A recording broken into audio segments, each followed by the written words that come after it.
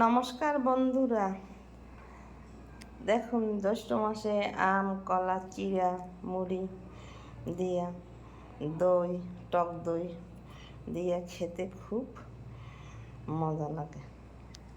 আপনারা এরকম চিড়া দই জ্যৈষ্ঠ মাসে খাবেন, কলা দিয়ে, আম দিয়ে, মুড়ি মেখে টক দই দিয়ে খাবেন। খেতে খুব দারুণ টেস্ট। কে কে খেয়েছেন? এগুলো না খেলে এই গরমে মিস করবেন। জ্যৈষ্ঠ মাসের মধুমাখা দিনে আম, কলা, চিড়ামুড়ি না খেলে খুব মিস করবেন আপনারা। আমাকে কমেন্ট করে জানাবেন না খেলে। দেখুন, সকালে আমরা নাস্তা করি আম, কলা, চিড়ামুড়ি আর দই দিয়ে, টক দই দিয়ে। আমি ঘরে টক দই বানিয়েছি। এই দেখুন কত সুন্দর টক দই হয়েছে। এই যে চিড়ের উপর দিয়ে এইভাবে টক দই দিয়ে খেলে খুব সুস্বাদু লাগবে।